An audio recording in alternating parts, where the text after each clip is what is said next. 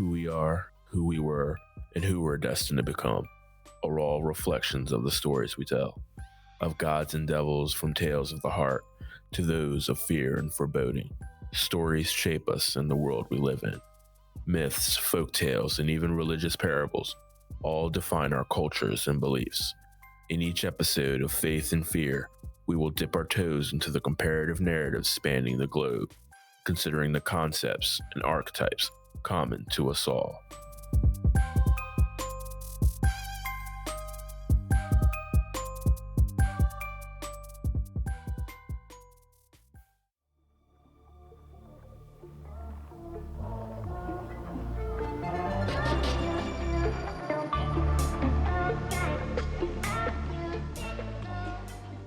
Enle Shalom and Prazir. Hello and peace. It's a pleasure. Thanks for following me down the rabbit hole once again, and my journey to better understand the stories and beliefs that shape us. Dreams aren't what you leave behind when morning comes. They are the stuff that fills your every living moment. David Cushier.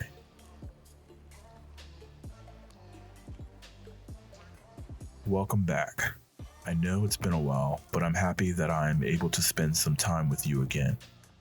After an unexpectedly long hiatus, thankfully, I'm here and anxious to jump back into the many stories and beliefs that shape us.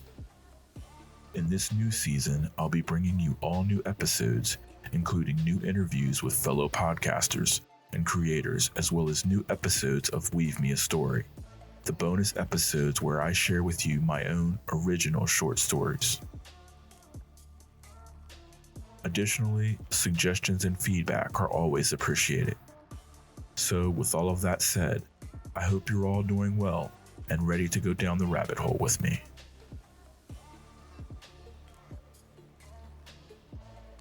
To kick off this resurgence, I thought it might be relevant, even fun, to start with dreams, because I like to think that while I was away, we've all been working on a few of our own.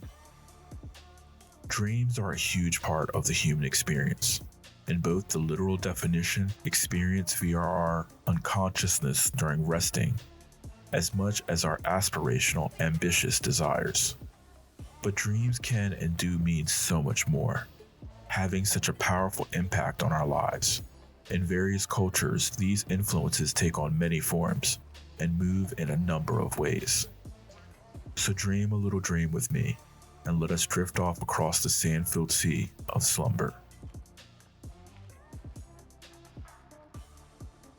According to the Merriam-Webster dictionary, a dream is, quote, a series of thoughts, images, or emotions occurring during sleep.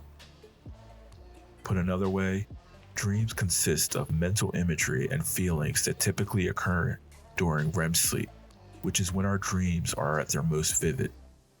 This is physically displayed by the body with rapid, unconscious eye movement. The truth is that we rarely remember most dreams. In this state, it is also associated with consolidation of memories, transforming temporary memories into stable, more long-lasting ones. It's basically a way for our mind to process and store the day's events and experiences, making our ability to dream an important cognitive function, significantly similar to a person's memory processing during waking hours, if not more crucial. We've still barely scratched the surface of what dreams can actually do. My personal understanding has always been, to put into layman's terms, that dreams reflect our waking lives. They not only serve to help us process our experiences, but more importantly, help us face and cope with the stressors and undertakings of our day-to-day. Sigmund Freud, known as the father of psychoanalysis, is most famously known for his tripartite model, the theory that structures the human mind around three main components. Those include the id, the ego, and the superego, each possessing its own distinct role in the human mind's function and psychological behavior. Of the three, Freud believed the id has the greatest influence over our dreams, and that dreams are made up of our unconscious desires and motivations, as well as things that may be considered socially unacceptable in normal everyday society. Freud believed that when we dream, our ego is suppressed, giving our id, the primitive, instinctive-driven part of our psyche, the majority control. We not only come face to face with events and individuals we've recently encountered during waking hours, but wishes not fulfilled or fears not faced are often brought to fruition when we dream as well. Taking this in a less favorable direction, we have to talk about nightmares, which are the darker side of our unconscious dreams. These are often the result of our fears, stress, anxiety, and a number of other factors, which frequently include medications we're taking and the lack of sleep in and of itself, each weighing on the id's influence over our unconscious hours. Continuing with the darker aspect of our dreams, I also want to briefly touch on sleep paralysis. Sleep paralysis is defined by the Sleep Foundation as a condition identified by a brief loss of muscle control known as atonia. This happens just after falling asleep or waking up. In addition to atonia, people often experience hallucinations during episodes of sleep paralysis. To put it more simply, it is a relatively brief period after an individual falls asleep or before they wake up where there is an inability to move, often accompanied by frightening hallucinations. Many of who experience this describe a feeling of suffocation as if something is sitting on their chest. It is estimated that approximately 20% of people have or will experience these phenomena at some point throughout their life.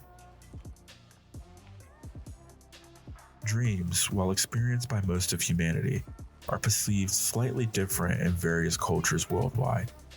There are even a number of creatures and mythological figures, deities even, attributed to having some level of control over our dreams. To the ancient Egyptians, dreams were believed to originate from their own unique realm, one that exists between the kingdom of the gods and the lands of life and death. They were commonly divided into the classifications of either a clear and direct vision or prophecy, and those considered to be far more ambiguous. Dreams were extremely significant in this culture, spawning important rituals and even requiring the profession of skilled translators, which allowed them to decipher the divine messages hidden within. This ultimately helped them ascertain the right and wrong directions to take regarding the paths of their lives. Indigenous Australians believe that our world was dreamed into existence by the gods and the spirits of their ancestors. Interestingly, taking it one step further for some, this belief also holds that our reality, known as the dreaming, is nothing more than the byproduct and after effect of these dreams, manifested by the spirits of said ancestors. Furthermore, the dreaming is not a finite occurrence, but an ongoing one, and believers adhere to the notion that all dreams are sacred windows into the act of creation, connecting people all over the world. In the ancient world, a number of cultures, Mesopotamia, the Romans, Greeks, and even Hebrews, practiced what has been called dream incubation, where an individual seeking guidance from God, or the gods, as it would beseech the other world for messages and visions of the future. This typically entailed the believer traveling to a sacred place and paying the keepers before presenting an offering, followed by a ritual that concluded with them sleeping in the presence of the gods. As with the Oracle of Delphi, Pythia, some places left the dreaming visions up to a designated prophet. Early passages in the Bible refer to dream interpretation as a genuine skill and practice. There are a number of times God is described as speaking to individuals through dreams and various visions.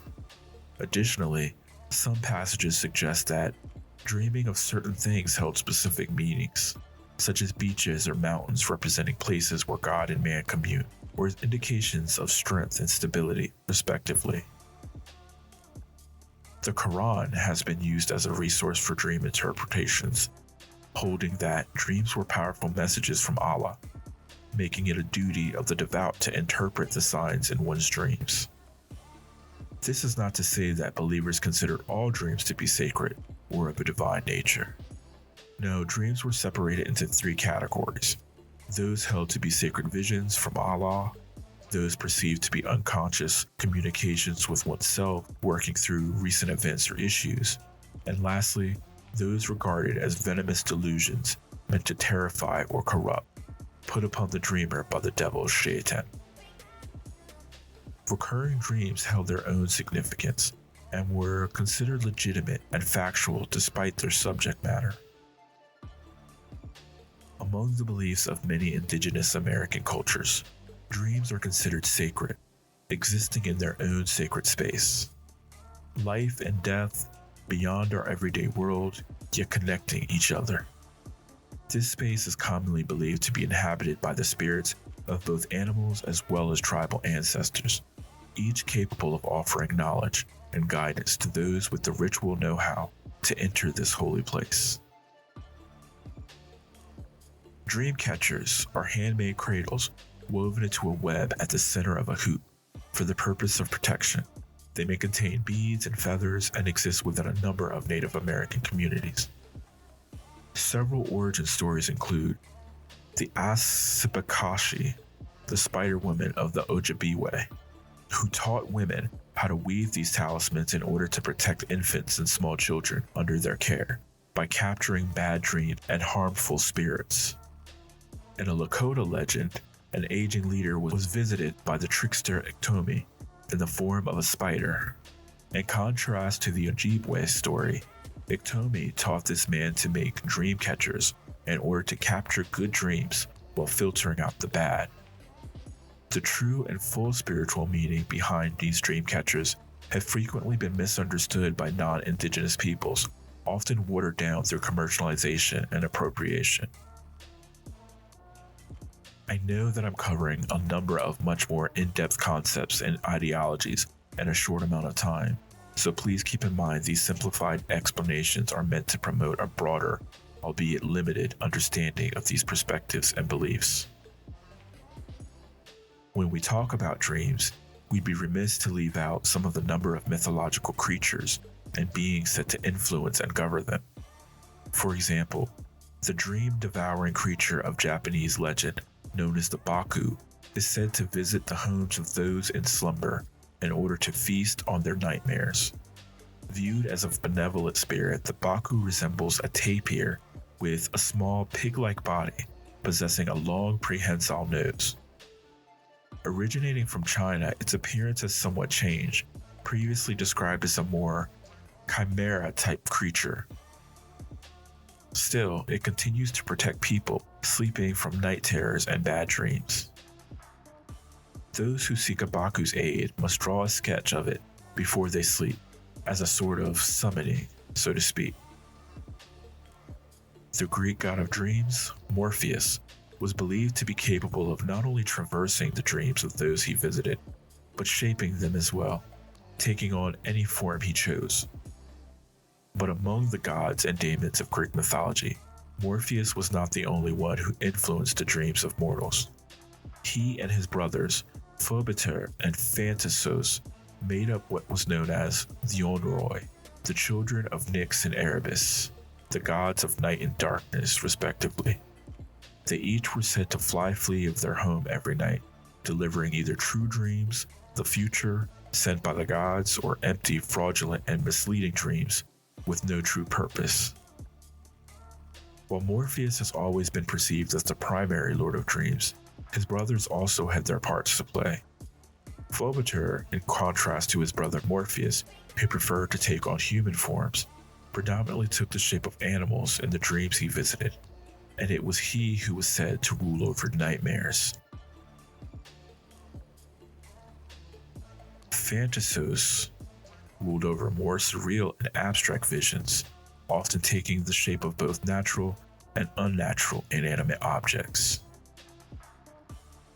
The demon of nightmares, Mara, is of course believed to be the origin of the word nightmare.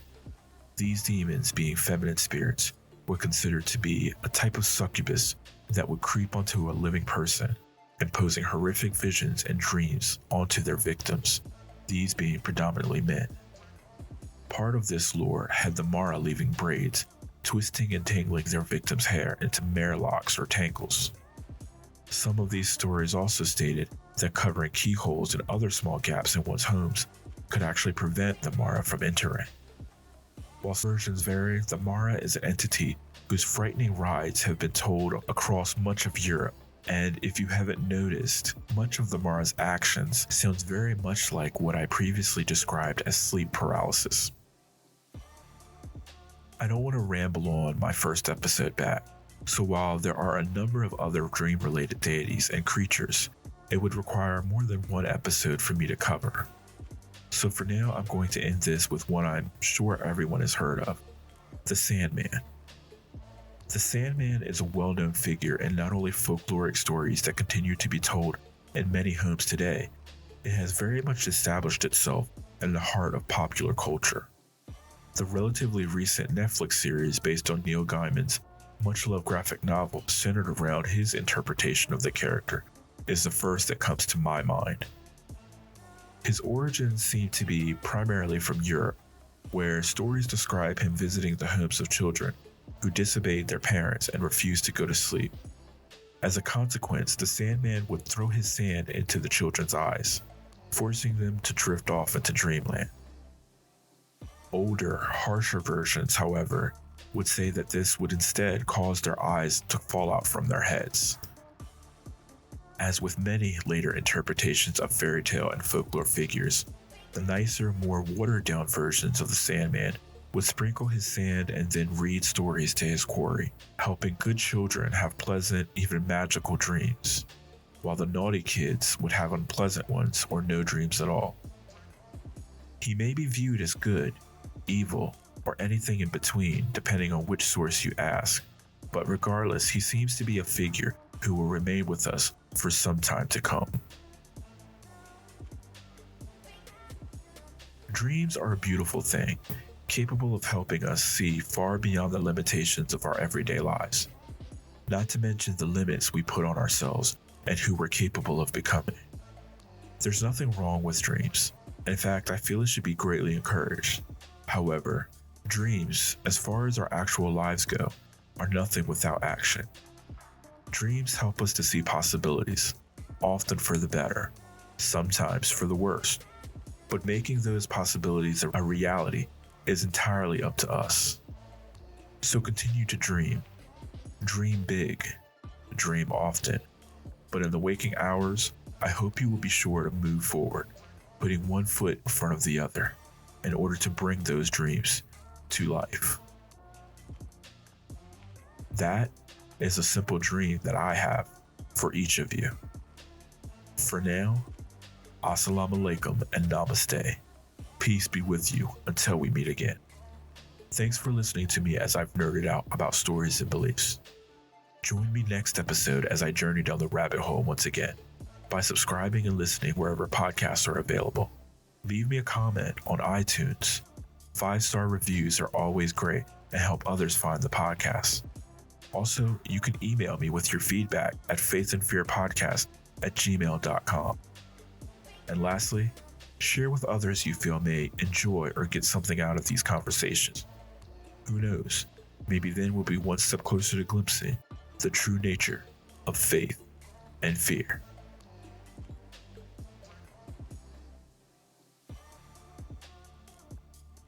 Music courtesy of pixabay.com.